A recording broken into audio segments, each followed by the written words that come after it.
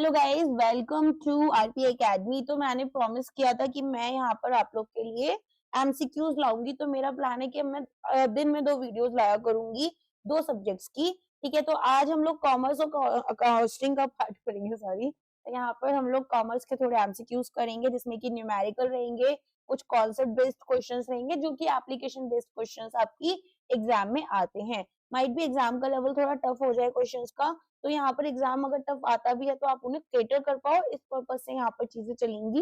वैसे तो accounting as a financial information statement आपका पहला चैप्टर है जिस पर मुझे क्वेश्चंस क्रिएट करने थे, बट वो मैंने आपको दिया नहीं है क्योंकि यहाँ पर एक बार आप लोग थोड़ा सा ना न्यूमेरिकल को लेकर स्ट्रेस्ड आउट हो, तो थोड़ा सा फियर खत्म हो जाए, इस चक्कर में मैंने इसको दिया है। बट नेक्स्ट क्लास उसको लेकर आते हैं। ठीक है, चलो तो स्टार्ट करते हैं। ऑल्सो मार्जिनल कॉस्टिंग पढ़ेंगे इसके बाद में। तो मार्जिनल कॉस्टिंग ना प्लेलिस्ट से देख लेना चैप्टर्स आप लोग और वहां से पढ़ लेना। चलो स्टार्ट करते हैं हमारे पहले क्वेश्चन के साथ में। तो क्वेश्चन क्या है? क्वेश्चन यहाँ पर बोल रहे हैं कि एक कंपनी है जिसने यहाँ पर की एक मशीन अक्वायर करी है, और एक हैवी मशीन एक्वायर करना मतलब एक बड़ी मशीन है, 20 करोड़ रुपीस की 1 अप्रैल 2024 में की। मशीन के 3 सिग्निफिकेंट कंपोनेंट्स दिए हैं ए बी सी, जिसमें से कॉस्ट बताई है, यूजफुल लाइफ है। कॉस्ट यहाँ पर कंपोनेंट बी की है, यूजफुल लाइफ बताया है, और साथ में कॉस्ट सी और useful life. Along with that यहाँ पर रेजिडुअल वैल्यू जो है, जो कि हमारी स्क्रैप वैल्यू होती है, रेजिडुअल वैल्यू वो भी हमें दी है। स्क्रैप क्या होता है? जैसे मान लो कि कोई आयरन की मशीन थी, अब मशीन यहाँ पर पूरी डेप्रिशिएट हो गई, अब केवल जो है क्या, अगर मैं उसे मार्केट में बेचने जा रही हूँ उसकी यूजफुल लाइफ खत्म होने के बाद में, तो लोहा ही बेच पाऊंगी। अब यहाँ पर ये बोल रहे कि जो कंपनी है वो स्ट्रेट लाइन मेथड यूज करती है। तो what is the total depreciation expense for the year ended 31 मार्च 2025? 31 मार्च को यहाँ पर आपका कितना डेप्रिसिएशन होगा वो आपको कैलकुलेट करना होगा। तो अब यहाँ पर सबसे पहले बात किसकी हो रही है? कंपोनेंट अकाउंटिंग की हो रही है।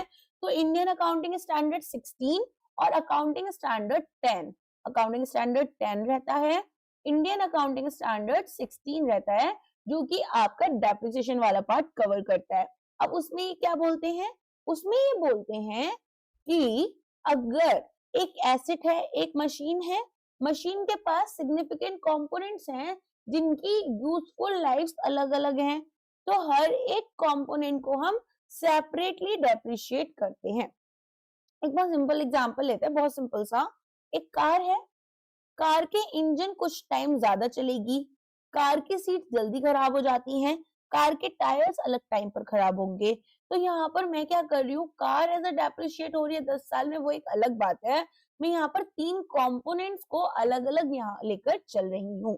ठीक है, इतना समझ में आया? तो यहाँ पर अगर एक एसेट ने अपने 3 कंपोनेंट्स अलग अलग सिग्निफिकेंट इंपॉर्टेंट कंपोनेंट्स रखे हैं जिनकी यूजफुल लाइफ अलग है, तो उनको हम सेपरेटली डेप्रिशिएट करते हैं। तो अब हमें यहाँ पर क्या देखना होता है कि भाई टोटल मशीन की कॉस्ट कितनी है? कितने की मशीन थी टोटल हमारी? 20 करोड़ की मशीन थी। 20 करोड़ की मशीन में हम अब इसको एक साथ नहीं लेकर चल रहे, rather component A, component B और कंपोनेंट सी में डिवाइड कर देंगे, ए बी और सी, राइट। अब यहाँ पर हमारे पास में सिंपल सा फॉर्मूला होता है एसएलएम डेप्रिसिएशन का, कि हमारे पास में क्या कॉस्ट है। ठीक है, कॉस्ट कितने की थी माइनस अगर इसकी कोई भी स्क्रैप वैल्यू है अपॉन यूजफुल लाइफ। तो हमने यहाँ पर देखा कि हमारे पास में फर्स्ट कंपोनेंट जो था वो 8 करोड़ का था और कोई भी रेजिडुअल वैल्यू नहीं थी। जब रेजिडुअल वैल्यू दे नहीं रखी होती है तो हम 0 मान लेते हैं अपॉन हमारी यूजफुल लाइफ। ठीक है, same we will do with our B component and C component. तो बी में हमारे पास 6 करोड़ है और यहाँ पर रेजिडुअल वैल्यू जो है वो हमारी 60 लाख हो गई अपॉन 12 इयर्स। ठीक है, तो इस तरीके से हमने इनको 3 कंपोनेंट्स में डिवाइड करा। डिवाइड करने के बाद में मेरे पास में तीनों की वैल्यूज आ जाएंगी और टोटल डेप्रिसिएशन को मुझे ऐड करना होगा। तो इससे मेरे को 1.65 करोड़ यहाँ पर मिल जाएगा। तो कॉन्सेप्ट हमारा क्या था कि अगर आपके पास सिग्निफिकेंट यहाँ पर कंपोनेंट्स होते हैं एक ही एसेट में, तो हम डेप्रिसिएशन अलग अलग लेते हैं। डेप्रिसिएशन जो होते हैं वो यूजफुल लाइफ यहाँ पर अगर मेंशन है तो हमें कंपोनेंट अकाउंटिंग करनी है। अब आते हैं हम अपने नेक्स्ट क्वेश्चन पर। अब यहाँ पर क्या क्वेश्चन है आपका, ये बोल रहे देखो 1 अप्रैल 2022 में एबीसी लिमिटेड ने एक बिल्डिंग खरीदी 50 लाख की, यूजफुल लाइफ 25 साल, एसएलएम डेप्रिसिएशन। 31 मार्च 2024 में जो बिल्डिंग थी वो रीवैल्यू हो गई डाउनवर्ड 40 लाख रुपीस। 31 मार्च को अगेन ये जो बिल्डिंग थी ये अपवर्ड चली जाती है 45 लाख पर। ओके, तो यहाँ पर एक बिल्डिंग थी, हमने खरीदी, खरीदने के 2 साल के बाद में इसकी जो वैल्यू थी वो कम हो जाती है, फिर बाद में दोबारा से बढ़ जाती है। तो अब हमें यहाँ पर पूछा गया है कि कितना अमाउंट हमें क्रेडिट करना होगा statement of loss and profit में ऑन 31 मार्च 2025। तो इसमें हमारे पास ना कुछ कॉन्सेप्ट लगते हैं सबसे पहले। अब कॉन्सेप्ट हमारे पास में यहाँ पर क्या होगा, तो देखो कॉन्सेप्ट में सबसे पहले हमें यहाँ पर एक चीज पता होनी चाहिए, ओसीआई। ओसीआई क्या होता है, अदर कॉम्प्रिहेंसिव इनकम, जो कि यहाँ पर इक्विटी का पार्ट है और उसको हम प्रॉफिट एंड लॉस की तरफ राउटिंग नहीं कर रहे होते हैं। तो अगर मान लो कोई गेन या लॉसेस हुए जो कि अनरियलाइज्ड थे, मतलब मेरी प्रॉपर्टी का यहाँ पर दाम तो बढ़ा लेकिन मैंने उसे बेचा नहीं था कि मेरे हाथ में पैसा आ जाए, तो मैं बोलूंगी कि यहाँ पर जो भी मेरे पास में रिवैल्यूएशन हुआ उससे मुझे अनरियलाइज्ड प्रॉफिट या लॉस हुआ। ये वॉलेटाइल है, बार बार चेंज हो रहे हैं मार्केट के अकॉर्डिंग, और ये नॉर्मल ऑपरेशंस का हिस्सा नहीं है, तो इनको हम ऑपरेटिंग प्रॉफिट के साथ में मिक्स नहीं करते हैं। तो ओसीआई हमारे पास में यहाँ पर अलग से जाता है, अदर कॉम्प्रिहेंसिव इनकम के अंडर आता है। तो अगर हम बात करें ओसीआई आपका अकाउंटिंग स्टैंडर्ड 10 में रिवैल्यूएशन सरप्लस के टाइम पर हम यूज करते हैं। जब हमें रिवैल्यूएशन सरप्लस पढ़ना है तो हम क्या यूज करेंगे, हम यूज करते हैं ये ओसीआई का कॉन्सेप्ट। अब इस कॉन्सेप्ट के अकॉर्डिंग जब हमारा कोई भी एसेट रीवैल्यू हुआ और अपवर्ड हुआ, मीनिंग यहाँ पर प्रॉपर्टी अगर हमारी मान लो 20 की थी तो वो 30 लाख की हो गई, एक एग्जांपल है।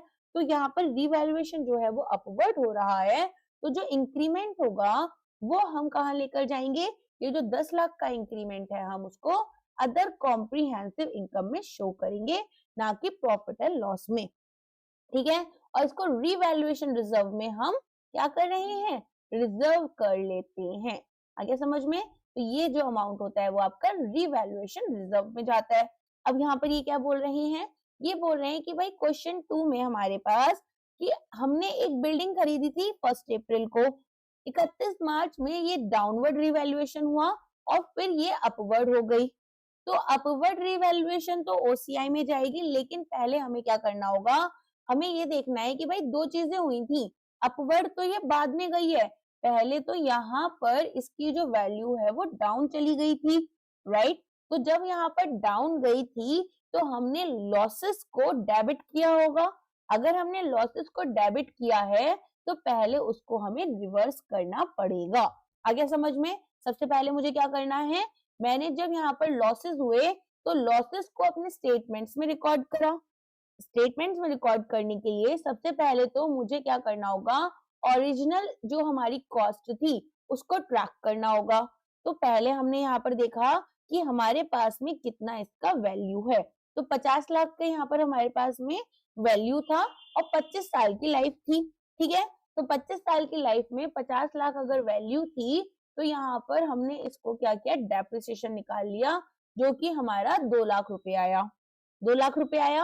अब हमने यहाँ पर ये देखा कि जो रिमेनिंग लाइफ है 1 अप्रैल से लेकर, अगर हम यहाँ पर मार्च एंड में आ गए 2024 के, तो 2 साल हमारे ऑलरेडी कम हो चुके हैं।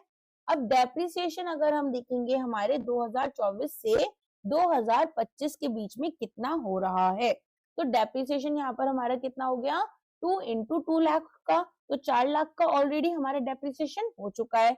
एसेट अब यहाँ पर ऑलरेडी रीवैल्यू हो गई 40 लाख में, रिमेनिंग लाइफ कितनी बची है, 23 साल बची है।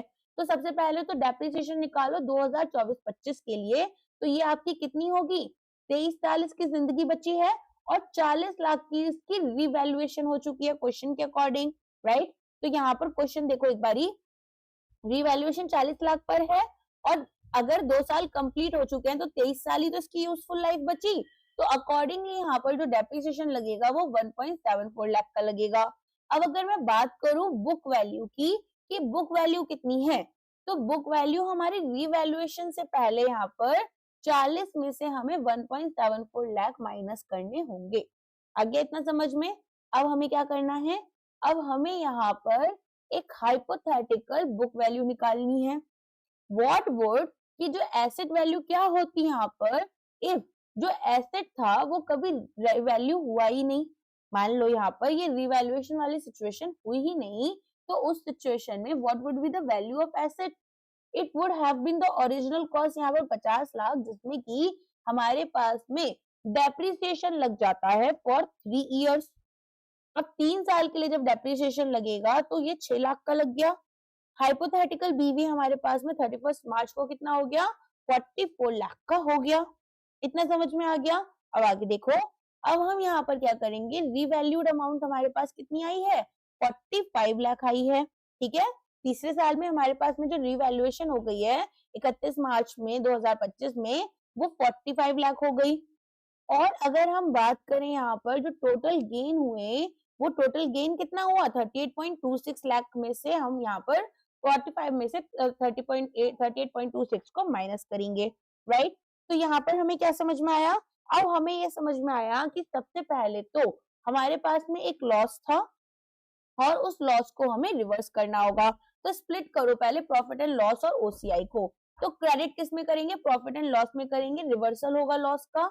तो हमारे पास में 44 लाख में से 38.26 जो था वो हमारा डेप्रिसिएशन की तरफ गया, राइट। तो यहाँ पर जो डिफरेंस था हमारा हाइपोथेटिकल बीवी और करेंट बीवी में, वो कितना हो गया, 44 लाख हमारे पास में यहाँ पर होता अगर हाइपोथेटिकली कोई भी रिवैल्यूएशन नहीं होता, और अगर रिवैल्यूएशन हुआ तो 38.26 है। तो इनके बीच का डिफरेंस आया 5.74 का। ठीक है, तो जो प्रीवियस इंपेयरमेंट रिवैल्यूएशन लॉसेस हमने एडजस्ट किए थे, पहले तो उनको रिवर्स करना है, क्रेडिट करना है। डेबिट कर क्या करते हैं हम, डेबिट करते हैं लॉस को, तो अब हमें क्या करना पड़ेगा, उसका रिवर्स क्रेडिट करना पड़ेगा। क्रेडिट करने के बाद में अब हम यहाँ पर रिवैल्यूएशन सरप्लस पर आएंगे। क्या हुआ था, पहले हमने डेबिट किया लॉस को, अब हम इसकी एक रिवर्स एंट्री बना देते हैं ताकि यहाँ पर जो इम्पैक्ट था वो नलीफाई हो जाए। नलीफाई करा हमने इम्पैक्ट को। अब इसके बाद में क्या होगा, अब इसके बाद में हम रिवैल्यूएशन करेंगे। बैलेंस जो होगा हमारे पास में 45 में से 44 लाख 1 लाख रुपीस है, इसको हम यहाँ पर हमारे रिवैल्यूएशन सरप्लस में डाल देंगे। तो हमारे पास में इसके क्या कंक्लूजन हुआ कि हमसे यहाँ पर क्रेडिट पूछा गया है कि statement of profit and loss में कितना होगा, तो वो हमारा 5.74 लाख होगा। अगर ओसीआई पूछते आपसे तो वो आप यहाँ पर 1 लाख बता देते। तो जब हमारा डाउनवर्ड हुआ और उसके बाद में अपवर्ड रिवैल्यूएशन हुआ, तो पहले हमें प्रॉफिट एंड लॉस में और उसके बाद में ओसीआई में इसको रिवैल्यूएशन रिजर्व में भेजना होगा। नेक्स्ट क्वेश्चन पर आते हैं। एक मशीन का कॉस्ट है आपका, समझ में आ गया ना। देखो सबसे पहले हमने क्या किया होगा, हमने डेबिट किया होगा जो भी लॉस हुआ था। तो सबसे पहले आपको रिवैल्यूएशन रिजर्व में इसको भेजने से पहले क्रेडिट करना होगा। तो अब आप क्या करोगे, जब भी मान लो मुझसे एक गलत एंट्री हो गई, एक एग्जांपल लो, मैंने एक गलत एंट्री कर दी और डेबिट बैलेंस मेरा ज्यादा हो गया, ठीक है, तो मुझे उसे नलीफाई करने के लिए क्या करना होगा, क्रेडिट करना होगा। और जब हम प्रॉफिट एंड लॉस करते हैं तो यहाँ पर लॉस को हम डेबिट और प्रॉफिट को हम क्रेडिट करते हैं। आगे समझ में।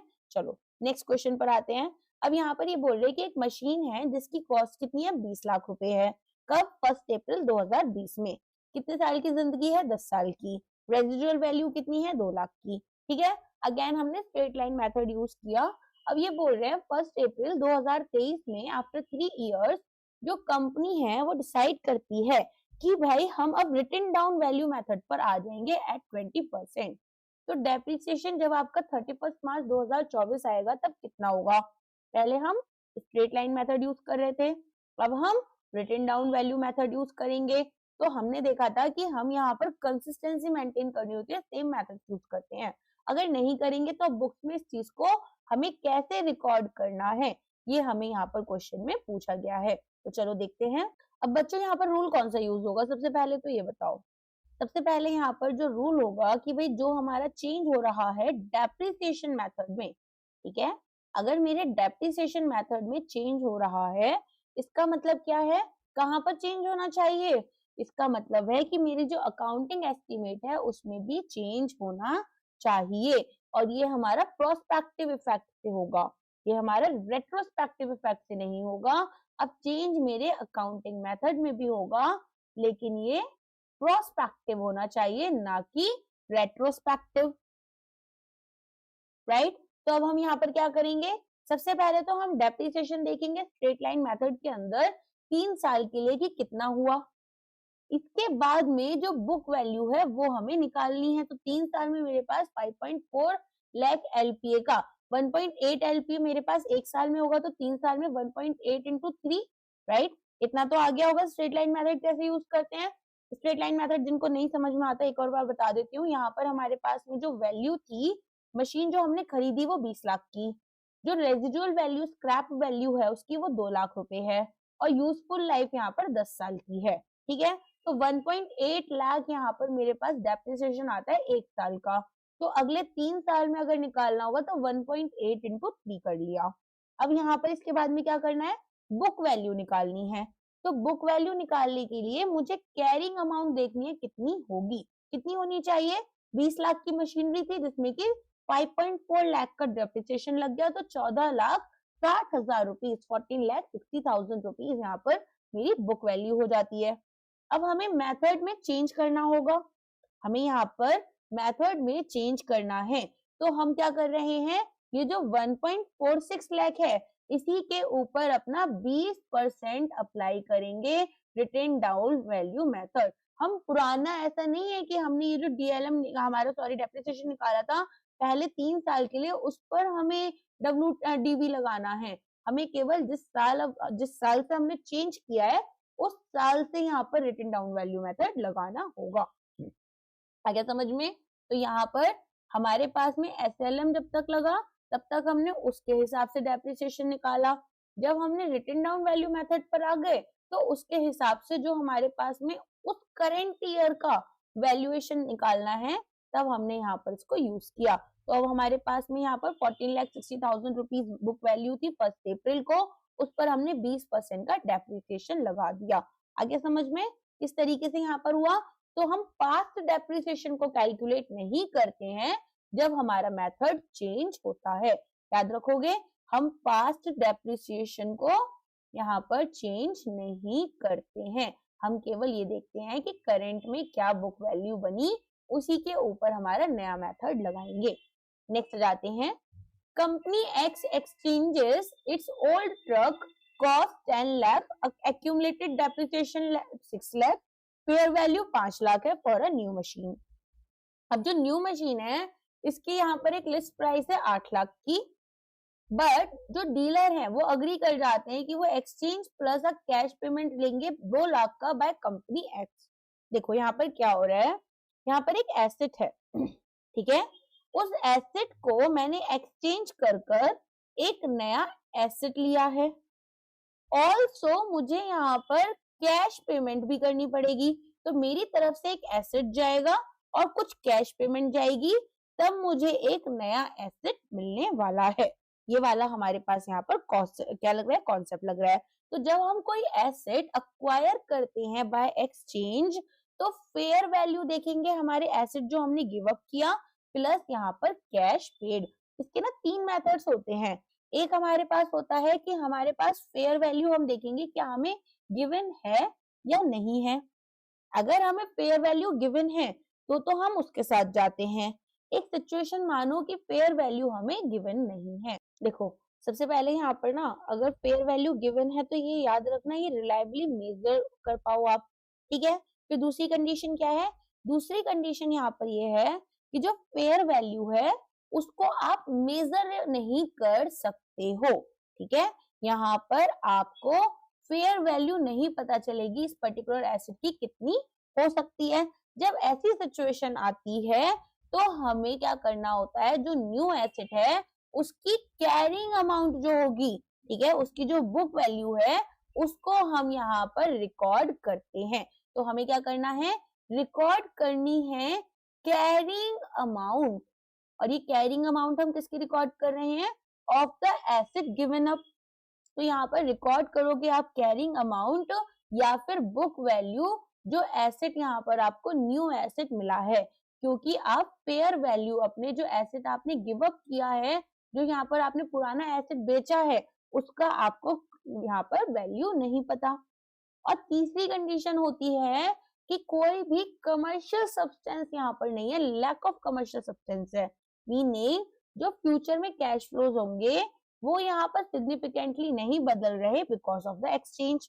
तो अगर हमारे पास यहाँ पर फेयर वैल्यू अवेलेबल है भी, तो भी यहाँ पर जो ट्रांजेक्शन हुआ है उसका कोई कमर्शियल सब्सटेंस नहीं है। अब ये कैसे पता चलेगा कि भाई कमर्शियल सब्सटेंस है किसी एसेट का या नहीं है? तो उसके हिसाब से यहाँ पर कितना रिस्क, टाइम, अमाउंट यहाँ पर इन्वॉल्व है, क्या यहाँ पर एंटिटी स्पेसिफिक वैल्यू होगी, चेंजेस यहाँ पर फेयर वैल्यू के अकॉर्डिंग सिग्निफिकेंट हैं या नहीं, ये सारी चीजें हमें देखनी होती हैं। तो आपको यहाँ पर किस तरीके से इसको याद रखना है, आपको यहाँ पर एक टेबल बनानी है। कंडीशन क्या है? फेयर वैल्यू आपकी मेजरेबल है, फेयर वैल्यू आपकी मेजरेबल नहीं है, ठीक है। दो तो कंडीशन क्या हो गई कि फेयर वैल्यू आपकी रिलायबली मेजरेबल है, दूसरी नहीं है, और तीसरी आपकी कोई भी कमर्शियल सब्सटेंस नहीं है। तो अगर कोई भी कमर्शियल सब्सटेंस नहीं है तो ऐसी सिचुएशन में आप कैसे करोगे मेजरमेंट यहाँ पर न्यू एसेट का? यहाँ पर तो आपको जो फेयर वैल्यू है उसी के साथ जाना है, यहाँ पर आपको कैरिंग अमाउंट के साथ में जाना है, और अगर कमर्शियल सब्सटेंस नहीं है तो भी आप कैरिंग अमाउंट के साथ जाते हो। इतना समझ में आया? ऑल्सो यहाँ पर जो गेन्स और लॉसेस होते हैं वो केवल आप फेयर वैल्यू के टाइम पर रिकॉर्ड करते हो, बाकी दो सिचुएशंस में आपको रिकॉर्ड नहीं करना। थोड़ा सा ना जाकर अकाउंटिंग स्टैंडर्ड 10 का लेक्चर देख लेना ताकि आपको ये सारे कॉन्सेप्ट अच्छे से समझ में आए, एक बार रिवीजन हो जाए उसके बाद में क्लास अटेंड करना, ठीक है। तो फेयर वैल्यू हमारी कब यूज होती है? जब ये रिलायबल है और एक्सचेंज का कुछ कमर्शियल सब्सटेंस होगा, ठीक है। इतना समझ में आ गया? अब वापस आ जाओ।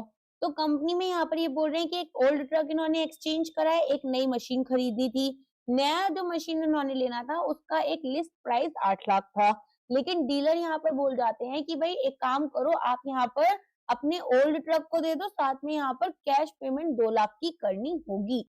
अब अकाउंटिंग स्टैंडर्ड 10 जो रिवाइज्ड वाला है आपका, इसके अकॉर्डिंग एसेट अगर एक्वायर करा हमने इन एक्सचेंज, ठीक है, तो यहाँ पर अगर हमने कोई एसेट एक्वायर करा है in exchange at measured at fair value of asset given up plus cash paid, तो इसको आप कैसे निकालोगे?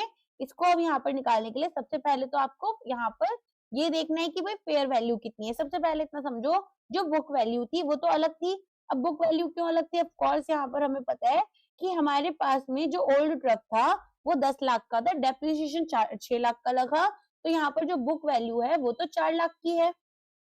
लेकिन मार्केट में जब हम उस दूसरा एसेट लेने गए तो उसकी फेयर वैल्यू 5 लाख रुपए लगी, फाइन। अब 5 लाख की यहाँ पर वैल्यू लगी तो जो हमने कैश पे करा वो 2 लाख का था, तो कॉस्ट कितनी हो गई नई मशीन की? नई मशीन की कॉस्ट यहाँ पर 5 लाख जो हमारे ट्रक की वैल्यू लगाई गई, और 2 लाख यहाँ पर जो हमने एक्स्ट्रा कैश पे करा। तो अपन यहाँ पर देखेंगे कि हमारे पास में जो प्रॉफिट हुआ ऑन डिस्पोजल वो कितने का हुआ? यहाँ पर 1 लाख रुपीस का होगा। आगे समझ में? तो इस तरीके से हमारे पास में ये पूरा का पूरा बनेगा। तो at what value you should be recording the new machine, तो यहाँ पर ये आपसे पूछा गया है कि कितने वैल्यू पर आपको इसको रिकॉर्ड करना है। तो जो नई मशीन है वो 7 लाख की रहेगी, और अगर मैं बात करूं आपसे प्रॉफिट पूछ लेते कि कितना होगा, तो 1 लाख का प्रॉफिट हमारा रिकॉग्नाइज होगा, ठीक है। चलो नेक्स्ट क्वेश्चन पर आते हैं। एक कंपनी है जो कि एक क्लाइंट यहाँ पर खरीदती है जिसमें की जो कैश प्राइस है वो आपका 10 लाख का है, लेकिन जो टर्म्स है यहाँ पर पेमेंट टर्म्स वो ये है कि आप पेमेंट 2 साल के बाद कर दो, लेकिन अभी जो मशीन 10 लाख की है वो आपको 12.5 लाख रुपए में पड़ेगी, ठीक है। और इफेक्टिव इंटरेस्ट रेट उन्होंने बोला है 10% का है। तो ये 10 लाख की मशीन 12.5 लाख की है, इसका क्या मतलब हुआ? इसका सिंपल सा मतलब ये हो गया कि 2.5 लाख रुपए मुझे इंटरेस्ट में पे करने पड़ेंगे, और जो इफेक्टिव इंटरेस्ट रेट है वो 10% का है। अब यहाँ पर हमें सबसे पहले ये समझना होगा कि जब हमारे पास में कोई भी एसेट में डेफर्ड पेमेंट की कंडीशन लग गई, डेफर्ड पेमेंट मतलब हम बाद में इन फ्यूचर पेमेंट करने वाले हैं, तो हमें कैश प्राइस इक्विवेलेंट के साथ जाना होगा। तो यहाँ पर हमारे पास में जो बुक वैल्यू है, जो इनवॉइस वैल्यू है सॉरी, वो है आपके 10 लाख रुपए और जो हमारे पास में यहाँ पर एक्चुअल कॉस्ट पड़ी वो 12.5 लाख की है। तो 2.5 लाख रुपए का हम इंटरेस्ट दे रहे हैं। लेकिन पहले साल की अगर मैं बात करूं तो पहले साल का आपसे क्वेश्चन पूछा गया है। ईयर 1 में हमारे पास में 10 लाख इंटू 10% हम इसका इंटरेस्ट निकाल लेंगे, जो कि मेरे पास 1 लाख रुपीज आ जाएगा। आगे समझ में? अब आ जाते हैं कैपिटलाइजेशन। अगर आपके कॉस्ट की होनी है तो उसके ऊपर यहाँ पर आपसे क्वेश्चन पूछा गया है कि which of the following cost incurred during the installation of a new production line must be expensed not capitalized as per accounting standard 10। तो यहाँ पर आपसे किसके बारे में बात हो रही है? कैपिटलाइज आपको कब करना है। तो हम यहाँ पर कॉस्ट जो है अगर वो डायरेक्टली एट्रीब्यूटेबल है कि भाई एसेट हम अपनी वर्किंग कंडीशन में कैसे लाएंगे, तभी यहाँ पर हमें उसे रिकॉर्ड करना है। मान लो अगर मेरे को यहाँ पर पहले एक बार ऑप्शंस पढ़ लेते हैं। Cost of site preparation, initial delivery and handling cost, professional fee of engineers, cost of testing whether the asset is functioning properly और नॉट, यहाँ पर cost of opening a new facility and introducing the new product. तो अपन को यहाँ पर क्या देखना है? हमें यहाँ पर देखना है कि हमारी कॉस्ट टाइप क्या है और उसका ट्रीटमेंट कैसा होगा। ठीक है, तो कॉस्ट टाइप अगर हमारी यहाँ पर मान लो साइट को प्रिपेयर करना है, राइट, मेरे पास में एक मशीन आने वाली है, अब मुझे पूरी तैयारी करानी होगी, बहुत बड़ी मशीन है, तो यहाँ पर मुझे सारी चीजें देखनी होंगी, साइट प्रिपरेशन करनी होगी, तो उसको हमें क्या करना होगा? कैपिटलाइज करना होगा। मशीन मेरे पास डिलीवर होगी तो ट्रांसपोर्ट कॉस्ट लगेगी, कैपिटलाइज करना होगा। एक इंजीनियर आता है जो उसे इंस्टॉल करता है, उसमें सारी चीजें यहाँ पर देखता है, तो उसको भी मुझे कैपिटलाइज करना होगा, राइट। लेकिन अगर मान लो यहाँ पर कोई टेस्टिंग के लिए आता है, अब यहाँ पर ये मशीन जो लगी है ये ठीक से काम कर रही है या नहीं कर रही, कोई इशू तो नहीं है, वो भी तो एक बहुत बड़ी मशीन है भाई, तो यहाँ पर उसको भी हमें कैपिटलाइज करना होगा। लेकिन अगर हम बात करें मार्केटिंग की या ओपनिंग की कि भाई एक नई फैसिलिटी हम ओपन कर रहे हैं या न्यू प्रोडक्ट मार्केट में ला रहे हैं, उसको हम कैपिटलाइज नहीं करेंगे। आगे समझ में? तो यहाँ पर जो बाकी कॉस्ट है हमारी वो आपकी एट्रीब्यूटेबल रहती है टू द एसेट और आप उनको एक्सपेंस यहाँ पर लेकर चलते हो। क्लियर हो गया इतना? चलो आगे बढ़ते हैं। अभी आई होप ये वाला क्लियर हो गया होगा कि भाई कॉस्ट जो है अगर मान लो कोई नई मशीन लगेगी तो उसकी साइट की तैयारी करना, डिलीवरी करना, इंजीनियर की फीस देना, टेस्टिंग करना, इन सब की लगेगी। ओके, चलो नेक्स्ट क्वेश्चन पर आते हैं। एक एयरक्राफ्ट खरीदा गया था 50 करोड़ रुपीस का, फाइन। एक मैंडेटरी मेजर इंस्पेक्शन होना था हर साल 3 साल में, ठीक है। पहला इंस्पेक्शन कॉस्ट जो था वो 2 करोड़ का था।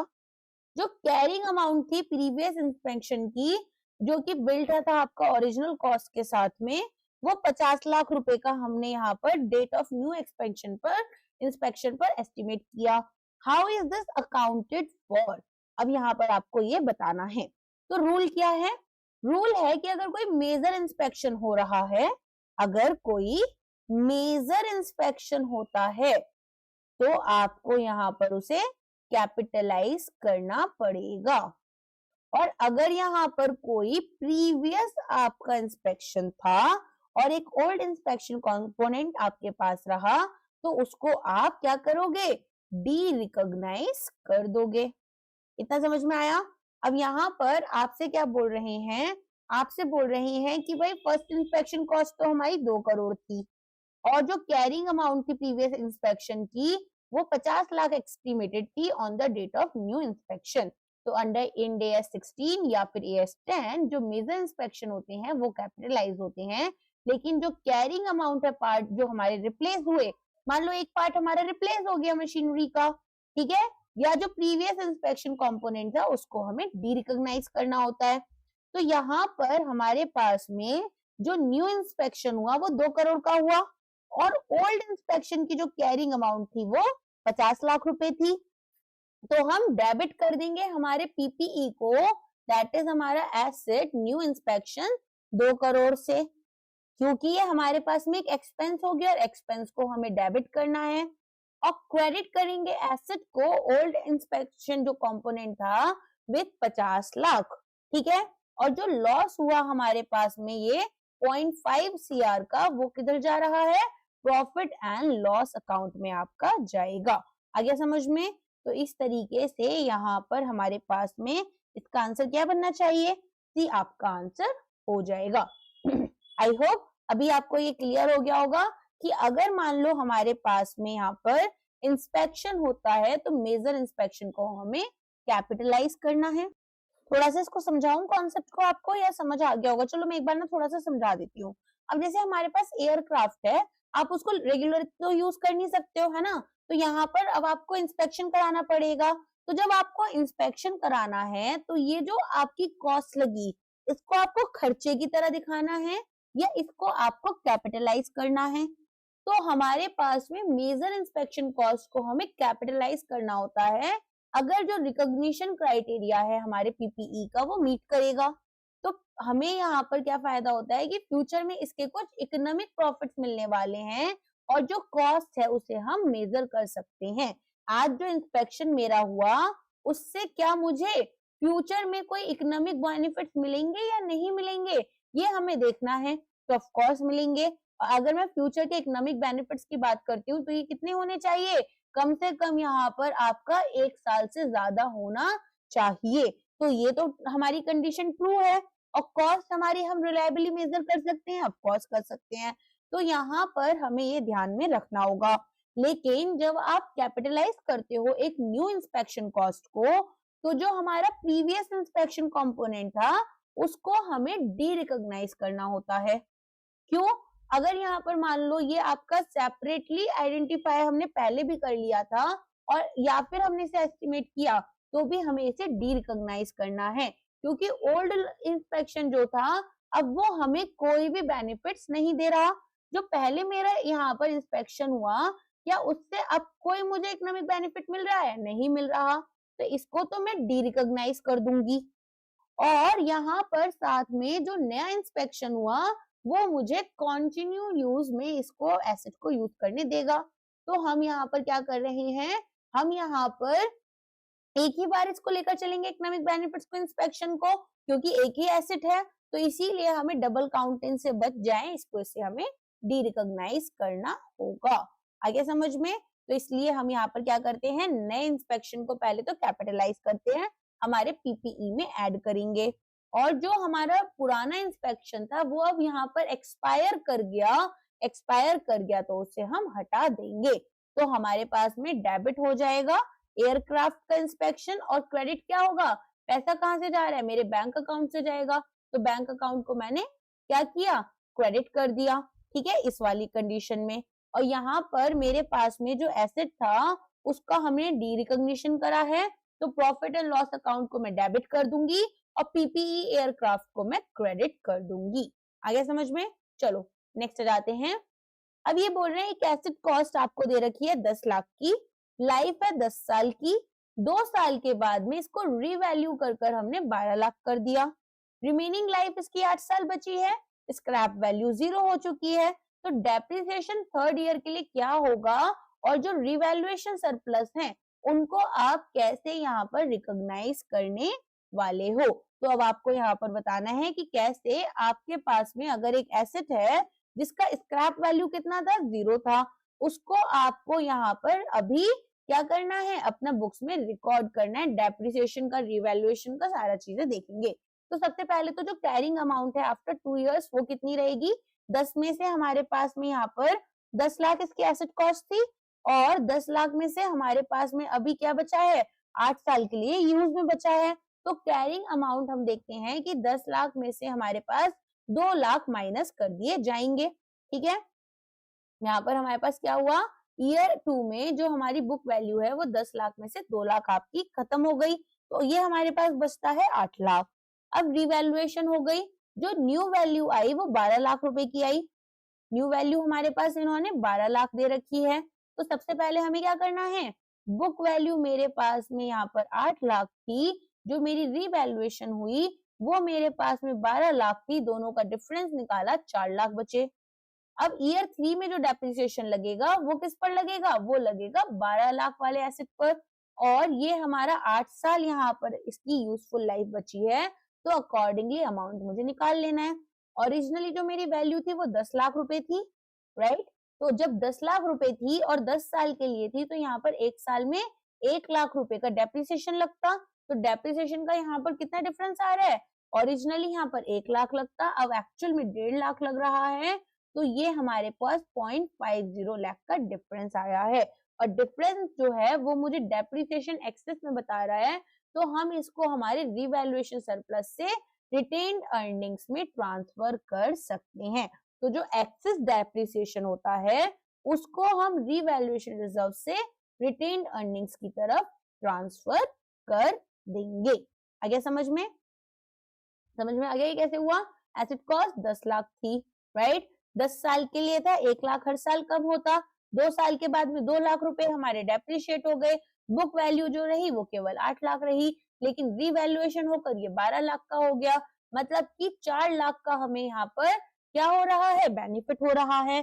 सबसे पहले तो जो कि हमारे पास में यहाँ पर रिवैल्यूएशन की वजह से है, लेकिन ईयर 3 में जो डेप्रिसिएशन लगेगा वो भी हमारा अब बढ़ गया, और ये जो बढ़ गया इसको हम एक्सेस डेप्रिसिएशन को हमारे रिवैल्यूएशन सरप्लस से रिटेन्ड अर्निंग्स की तरफ लेकर जाते हैं। आगे समझ में? अब नेक्स्ट आ जाते हैं हम अपने क्वेश्चन पर। ये बोल रहे केमिकल कंपनी है जिसने एक न्यू पोल्यूशन कंट्रोल डिवाइस यहाँ पर लगाई, जो कि लॉ ने मैंडेट कर रखी है 50 लाख रुपए की। अब डिवाइस जो है वो तो कोई फ्यूचर में जनरेट नहीं करेगी cash flows on its own. अगर पोल्यूशन डिवाइस लगाई ठीक है, एनवायरमेंट के लिए अच्छी है, लेकिन कोई फ्यूचर इकोनॉमिक बेनिफिट्स हैं इसके। तो अब यहाँ पर अगर हमें ऑपरेट करनी है फैक्ट्री, तो ये लाइसेंस लेना हमारे लिए जरूरी है। तो अब आपसे ये पूछ रहे हैं कि क्या ये एक एसेट है? तो देखो, जो हमारे पास फ्यूचर इकोनॉमिक बेनिफिट्स होते हैं उसका कॉन्सेप्ट ये कहता है कि अगर आपके पास मान लो कोई डायरेक्ट कैश इनफ्लो तो नहीं है, या कोई इंडिपेंडेंट रेवेन्यू भी आप नहीं कर रहे, लेकिन क्योंकि आपकी फैक्ट्री को लाइसेंस तभी मिला है, आपकी फैक्ट्री तभी ऑपरेट कर सकती है अगर आपके पास ये मशीन है, तो यहाँ पर ये आपको कुछ ना कुछ फ्यूचर इकोनॉमिक बेनिफिट्स तो दे ही रही है।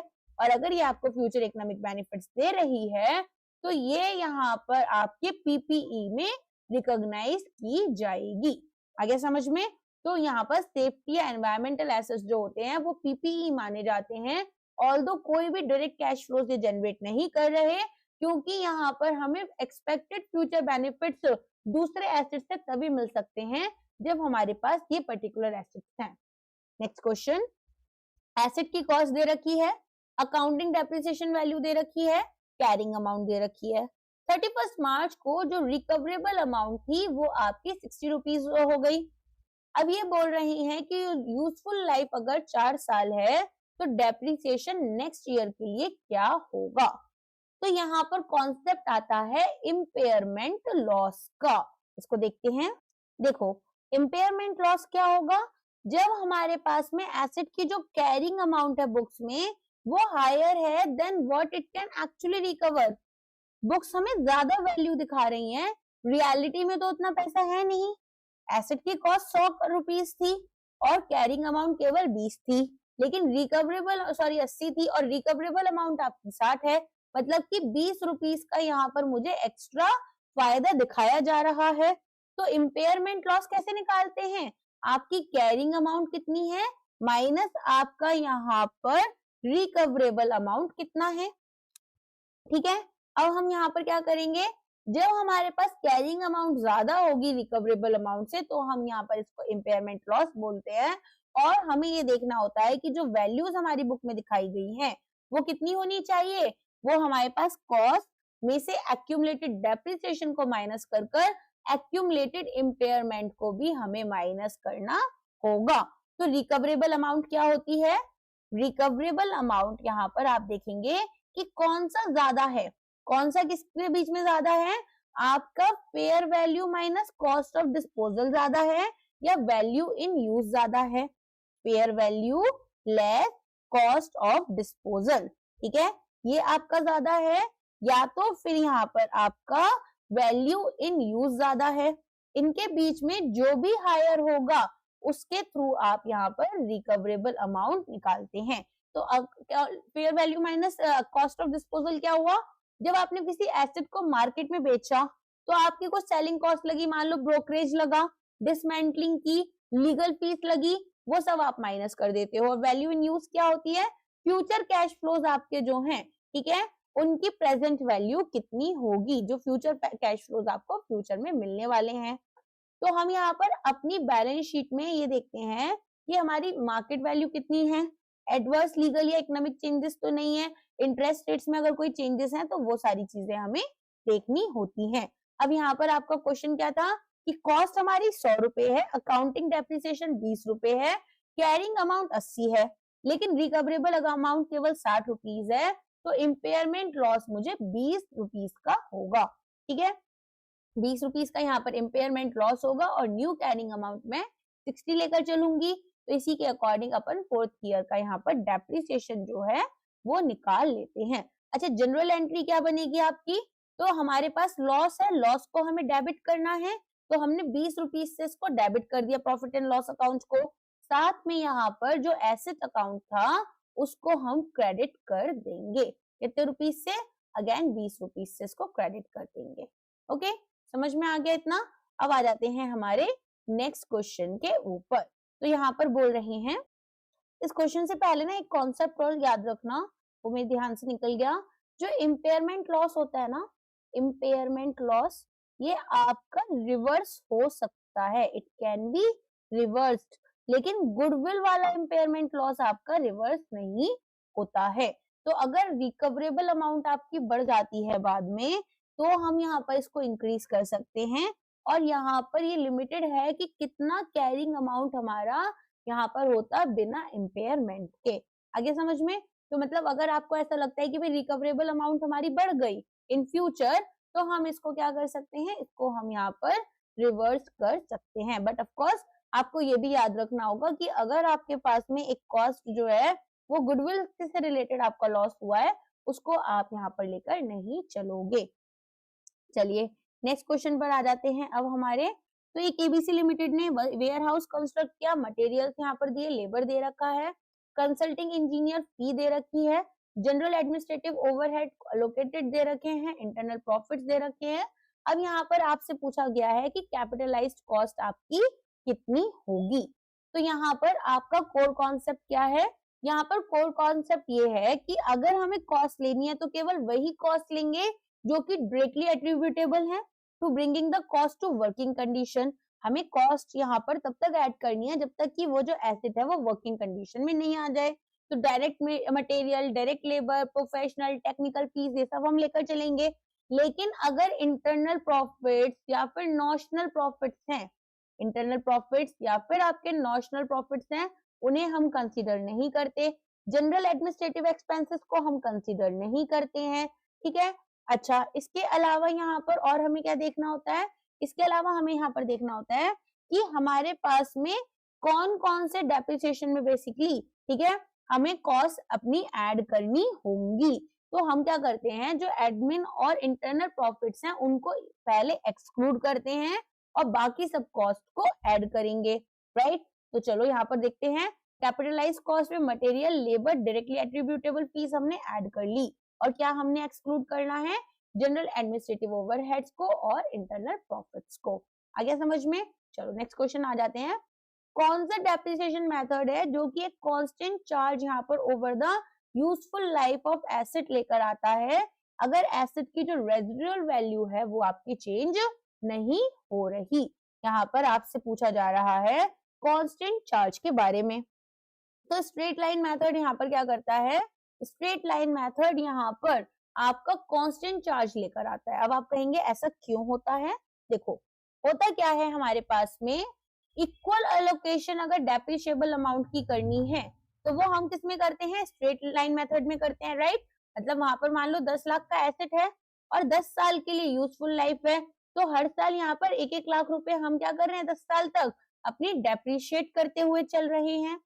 एंड ये हमारा टाइम बेस्ड होता है, 1-1 साल लेकर हम चलते हैं, इसीलिए कांस्टेंट चार्ज हमें स्ट्रेट लाइन मेथड में देखने के लिए मिलता है। नेक्स्ट बोल रहे हैं, how should a tea state account for tea bushes and tea leaves under accounting standard 10 और इंडियन अकाउंटिंग स्टैंडर्ड 16। तो अब आपको ये बात बहुत अच्छे से पता है कि हमारे पास में अगर कोई भी बायोलॉजिकल एसेट होता है या फिर बेयरर प्लांट होता है, मैंने आपको अपनी जो कॉन्सेप्ट वीडियोस पढ़ाई थी वहां पर एग्जांपल दिया था मैंगो ट्री का, कि अगर मान लो हमारे पास में एक मशीन है और मशीन से हमने अपने प्रोडक्ट्स बनाए, तो किसी के लिए भी ये जो है ये पीपीई बन गई मशीन, राइट, क्योंकि ये इनको इकोनॉमिक बेनिफिट्स दे रही है। सिमिलर वे में अगर एक फार्मर है और उन्होंने एक मैंगो ट्री लगाया, तो वो मैंगोज जो उस पर आए वो साल दर साल उन्हें बेचकर प्रॉफिट अर्न कर रहे हैं, इकोनॉमिक बेनिफिट मिल रहा है। तो सेम केस यहाँ पर भी आपका लगेगा। यहाँ पर आपको ध्यान रखना है कि जो बेयरर प्लांट्स होते हैं, यहाँ पर हमारे टी बुशेस हो गई, ये आपके पीपीई के अंडर आते हैं। क्यों? क्योंकि हम इनको रिपीटेडली यूज कर रहे हैं, हम इसको इंटेंडेड नहीं है कि बेचना है, और ये हमारी मशीनरी की तरह काम करेंगे। आगे समझ में? तो सबसे पहले हमें यहाँ पर देखना होगा कि जो टी बुशेस हैं वो बेयरर प्लांट्स के अंदर आ गई, इनको हम पीपीई मानेंगे, एज यहाँ पर ये हमें जो गुड्स प्रोड्यूस कर रही है वो 1 साल से ज्यादा कर रही है। दूसरा हमारे पास में है एग्रीकल्चर प्रोड्यूस टी लीव्स, और जो फ्रूट्स है जो मैंगोज है, ठीक है, ये हमारे फेयर वैल्यू पर लेकर चलते हैं एट हार्वेस्ट, क्योंकि हमारी इन्वेंट्री का भी हिस्सा बन जाते हैं। तो हम यहाँ पर क्या देखेंगे? हम देखेंगे कि हमारा अकाउंटिंग स्टैंडर्ड 41 और Indian accounting standard I think 141 है, आई थिंक सो। यहाँ पर इंडियन अकाउंटिंग स्टैंडर्ड 41 है, सॉरी, तो इंडिया के अंदर भी 41 के अंदर ही आपका आ जाएगा। ओके, तो यहाँ पर इसका आंसर क्या बनेगा? सी बनेगा। टी बुशेस हमारे लिए पीपीई है और टी लीव्स जो है वो हमारी इन्वेंट्री या फिर बायोलॉजिकल एसेट है। एक एसेट है जिसकी कॉस्ट 10 लाख है, रिटन डाउन वैल्यू 2 लाख है, रिटायर करा है ये फ्रॉम एक्टिव यूज और हमारे पास डिस्पोजल के लिए रखा हुआ है। अगर नेट रियलाइजेबल वैल्यू 1.5 लाख है, तो ये पूछ रहे हैं कि किस वैल्यू को हमें यहाँ पर अपनी बैलेंस शीट में शो करना होगा। तो हम यहाँ पर क्या कर रहे हैं? हम रिटायरमेंट कर रहे हैं हमारे एसेट की। तो पीपीई हमारे पास में अब डिस्पोजल के लिए है। तो हम देखते हैं कि नेट रियलाइजेबल वैल्यू कितनी है और कैरिंग अमाउंट क्या है, और दोनों में से जो भी लोअर होगा उसके साथ में हम जाएंगे। ठीक है, हम क्या देखेंगे कि इनमें से कौन सा लोअर है। अगर हमारे पास में कोई एसेट खाली भी पड़ा है तो भी वो हमारी बुक्स में शो करता है और एक कंजर्वेटिव वैल्यू पर हम उसे शो करते हैं। तो यहाँ पर आइटम्स जो हमारे पीपीई के रिटायर्ड कर जाते हैं एक्टिव यूज से और डिस्पोजल के लिए रखे हुए हैं, उनको हम लोअर पर लेकर जाएंगे हमारी कैरिंग अमाउंट और नेट रियलाइजेबल वैल्यू पर। तो यहाँ पर कैरिंग अमाउंट हमारी कितनी है? कैरिंग अमाउंट हमारी 10 लाख के ऊपर ये लगा हुआ है 2 लाख का डेप्रिसिएशन। तो ये हमारे पास में यहाँ पर जो कैरिंग अमाउंट है वो 2 लाख की है और नेट रियलाइजेबल वैल्यू हमारी 1.5 लाख है। तो जो हमारे पास में वैल्यू कम है वो 1.5 लाख वाली हो गई, राइट। तो हम इसको शो करेंगे और जो 0.5 लाख का हमारे पास लॉस है उसको हमें रिकॉर्ड करना होगा हमारे प्रॉफिट एंड लॉस अकाउंट में। फाइन, समझ में आ गया किस तरीके से हमें यहाँ पर इसको यूज करना होगा। चलो नेक्स्ट जाते हैं। अब ये बोल रहे हैं एक मशीन को हमने इंपोर्ट करा है जो कि पोर्ट से यहाँ पर आई है 1 जनवरी, फिर फैक्ट्री पर पहुंची 15 जनवरी, इंस्टॉलेशन खत्म हुआ आपको, रेडी फॉर यूज हुआ 1 फरवरी। एक्चुअली जो हमने इसको पुट किया यूज में वो किया 1 अप्रैल से। तो अब डेप्रिसिएशन यहाँ पर आपका कब से स्टार्ट होगा ये आपसे पूछा जा रहा है। तो डेप्रिसिएशन कब स्टार्ट होता है? जब एसेट आपका अवेलेबल है for use. Available for use में लोकेशन रेडी है, कंडीशन रेडी है और इंटेंडेड मैनर रेडी है। तो रेडी फॉर यूज हम यहाँ पर देखते हैं एंड अकॉर्डिंगली हमारा डेप्रिसिएशन जो है वो स्टार्ट हो जाता है। आगे समझ में? तो यहाँ पर हमारे पास में जब मैनेजमेंट है उसके यूज के लिए कब से रहेगा? यहाँ पर ये एक्चुअली जो पुट टू यूज है वो तो 1 अप्रैल है, कोई दिक्कत नहीं है, लेकिन इंस्टॉलेशन कंप्लीट और रेडी फॉर यूज आपका 1 फरवरी हो गया। तो हम 1 फरवरी के साथ में जाएंगे। एक एंटिटी है जिनकी यहाँ पर कुछ कॉस्ट इनकर हुई है for major inspections overhaul for its aircraft every 3 years.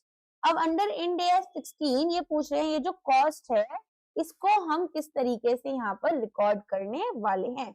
तो फटाफट से सारे ऑप्शंस आप पढ़ो और मुझे इसका आंसर करो कि यहाँ पर क्या आंसर होगा। मैंने अभी आपको बताया था कि जो मेजर इंस्पेक्शन होता है वो आपका कैपिटलाइज कैसे होता है, एक सेपरेट अकाउंट को करते हैं हम, और डेप्रिसिएशन हमारा कब होगा है, यहाँ पर जब तक कि नया यहाँ पर इंस्पेक्शन नहीं हो गया तब तक हमारा जो पुराना इंस्पेक्शन है वही एक एसेट की तरह काम करेगा। फिर मैंने आपको ये बताया कि जो ओल्ड इंस्पेक्शन है उसे हमें डी रिकॉग्नाइज करना होता है, ठीक है। तो यहाँ पर अब आप देखेंगे कि आपसे पूछा गया है कि ये जो कॉस्ट है वो एक्सपेंस हो गया रिपेयर्स एंड मेंटेनेंस, कैपिटलाइज करोगे सेपरेट कंपोनेंट एंड डेप्रिशिएट करोगे, ऐड करोगे to the cost of aircraft and depreciate करोगे, या फिर डेफर्ड रेवेन्यू एक्सपेंडिचर की तरह लेकर चलोगे, या इग्नोर करोगे। तो बताओ इसका आंसर क्या होगा। इसका आंसर ऑफ कोर्स यहाँ पर बी हो जाएगा। तो हमारे पास में ये समझ में आ गया हमें कि इसका एक अलग से ये हमारे लिए एसेट बन चुका है और फर्दर बेनिफिट्स मिलेंगे, और जब तक नया इंस्पेक्शन नहीं होगा इसको हम यहाँ पर डेप्रिशिएट करते हैं। नेक्स्ट क्वेश्चन है, अंडर इंड AS 16 अगर एक item of property plant and equipment जो है वो मेजर पार्ट्स अपने साथ रखता है with significantly different useful life, तो जो डेप्रिसिएशन है उसको आप किस तरह से अकाउंटिंग करोगे। तो मैंने आपको कंपोनेंट अकाउंटिंग का पार्ट पढ़ाया था, ये वही है कि आपके लिए मैंडेटरी रहता है अंडर इंड AS 16। तो जो मेजर पार्ट्स हैं उनको अगर ये सिग्निफिकेंटली डिफरेंट यूजफुल लाइफ रखते हैं तो हम इन्हें डेप्रिशिएट सेपरेटली करते हैं। आगे समझ में चलो। तो यहाँ पर अब आपका आंसर क्या हो जाएगा, यही वाला हो जाएगा, each part with a cost that is significant in relation to the total cost must be depreciated separately, ठीक है। तो इंड AS 16 यहाँ पर मैंडेट करता है कंपोनेंट अकाउंटिंग, जहाँ पर हर एक पार्ट को हम अलग से लेकर चलेंगे। नेक्स्ट क्वेश्चन है, एक कंपनी है इसने डिसाइड करा है कि अपना जो मेथड ऑफ डेप्रिसिएशन है वो SLM से WDV लेकर जाएगा। तो ये क्वेश्चन मैंने अभी आपको कराए थे ना, उसी का आपको अगर यहाँ पर न्यूमेरिकल की जगह डायरेक्टली कॉन्सेप्ट बेस्ड क्वेश्चन आता है तो इसे कैसे अप्लाई करोगे वही है। तो यहाँ पर पैटर्न ऑफ कंजम्पशन या फिर फ्यूचर इकोनॉमिक बेनिफिट्स हमें देखने हैं। तो अंडर अकाउंटिंग स्टैंडर्ड 10 ये जो चेंज है ये हम कैसे यहाँ पर ट्रीट करते हैं। तो चेंज हमारी अकाउंटिंग पॉलिसी में रेट्रोस्पेक्टिवली होगा या चेंज अकाउंटिंग एस्टिमेट में प्रोस्पेक्टिवली होगा। तो ऑफ कोर्स प्रोस्पेक्टिवली हम करेंगे, जैसे मैंने आपको बताया था। हम यहाँ पर पुराने वाले को कुछ नहीं कर रहे थे, SLM यूज करेंगे। जो करेंट ईयर में हम WDV यूज कर रहे हैं वहां पर हम इसको लेकर चलेंगे। Under the revaluation model in Ind AS 16 अगर एक एसेट यहाँ पर कैरिंग अमाउंट जो है वो यहाँ पर एक रिजल्ट है इसके रीवैल्यूएशन का, तो जो इंक्रीज है वो हमें कहाँ पर रिकॉग्नाइज करना होगा। आपसे पूछ रहे हैं कि यहाँ पर एक रीवैल्यूएशन मॉडल है इंड AS 16 में, और जो एसेट की कैरिंग अमाउंट है वो यहाँ पर रीवैल्यूएशन की वजह से बढ़ी, तो इंक्रीज हमें कहाँ पर लेकर चलना है। तो मैंने बताया था अदर कॉम्प्रिहेंसिव इनकम में, और एक्यूमुलेट हम इसको हमारे रीवैल्यूएशन सरप्लस में करते हैं। नेक्स्ट आ जाओ, जब हमें कैलकुलेट करना है डेप्रिशिएबल अमाउंट किसी एसेट का अंडर अकाउंटिंग स्टैंडर्ड 10, तो जो रेजिडुअल वैल्यू है वो डिडक्ट होती है फ्रॉम द कॉस्ट। आइडियली जो रेजिडुअल वैल्यू है वो हमें कब रिकॉग्नाइज यहाँ पर रिव्यू करनी चाहिए, हर 5 साल में, केवल जब एसेट हमारा सेल हो रहा है, एटलीस्ट यहाँ पर फाइनेंशियल ईयर एंड में, या फिर जब हमें एक इंडिकेशन इम्पेयरमेंट की मिली, या फिर नेवर। तो अब आपको बताना है इसका आंसर क्या होगा। तो बताओ आप डेप्रिसिएशन वगैरह कैसे देखते हो, हर एक साल के अंदर देखते हो, एक एक साल के अंदर, राइट। तो at least at the end of each financial year, या फिर at each financial year and हम यहाँ पर इसको कैलकुलेट करते हैं, रिव्यू कर रहे होते हैं। आ गया इतना समझ में। अब आज की क्लास में हमने कौन कौन से कॉन्सेप्ट हमारे रिवाइज किए हैं, एक बार फटाफट देखते हैं। सबसे पहले हमने देखा कॉस्ट ऑफ PPE, है ना। कॉस्ट ऑफ PPE में मैंने आपको बताया कि डायरेक्टली एट्रीब्यूटेबल कॉस्ट जो होती हैं, जैसे कि साइट प्रिपरेशन वगैरह, उनको हम लेकर चलते हैं। डेप्रिसिएशन तब स्टार्ट होगा जब एसेट हमारा अवेलेबल है फॉर यूज। अगर हमारे पास कोई खाली एसेट भी पड़ा है तो वो भी डेप्रिशिएट होगा, जैसे मैंने कार का भी एग्जांपल दिया था। मेजर इंस्पेक्शन अगर होते हैं तो उन्हें हम कैपिटलाइज करते हैं, और जो पुराना हमारा इंस्पेक्शन हुआ उसको डी रिकॉग्नाइज करते हैं। अगर हमारे मेथड में चेंज कर रहे हैं डेप्रिसिएशन के, तो हम यहाँ पर एस्टिमेट जो होगा वो प्रोस्पेक्टिव लेकर चलेंगे। रिवैल्यूएशन गेन होगा तो उसको हमें अदर कॉम्प्रिहेंसिव इनकम में यहाँ पर रिकॉर्ड करना है। रिवैल्यूएशन लॉस होगा तो प्रॉफिट एंड लॉस में, लेकिन अगर हमारे पास कोई सरप्लस नहीं है, अगर बेयरर प्लांट्स हैं तो वो भी हमारे लिए, जैसे मैंगो ट्री और टी बुशेस का एग्जांपल दिया, वो हमारे लिए पीपीई के अंडर आएंगे। एक्सचेंज अगर बिना सब्सटेंस के होगा तो हमें कैरिंग अमाउंट पर लेकर चलना है, और जो हमारे पास एसेट सेल के लिए है उसमें हम देखते हैं कि हमारी कैरिंग अमाउंट और नेट रियलाइजेबल वैल्यू में कौन सा कम होगा। ठीक है, इसी के साथ में ये वाला जो लेक्चर है ये हमारा कंप्लीट हो गया। आई होप लेक्चर आपको पसंद आया होगा। लाइक करना, कमेंट करना, अगर कोई भी डाउट आएगा, थोड़ा सा डिफिकल्ट लग रहा होगा बट एक या दो बार देखोगे तो याद हो जाएगा। मैं यहाँ पर आप लोग को यही सजेस्ट करूंगी कि जैसे डेप्रिसिएशन का आपने देखा थंबनेल आया है, तो डेप्रिसिएशन वाली वीडियो जाकर रिवाइज कर लो, और रिवाइज कर प्लेलिस्ट में ना सारे लेक्चर्स इंडिविजुअल भी पड़े हुए हैं, और रिवाइज कर यहाँ पर AS10 गए, रिवाइज करा, फटाफट से आकर एमसीक्यूज न्यूमेरिकल लगाए, बहुत आसान हो जाएगा और कॉन्सेप्ट भी क्लियर रहेगा। चलिए आज के लिए बस इतना ही है, अब मिलते हैं हमारे नेक्स्ट लेक्चर में। Thank you.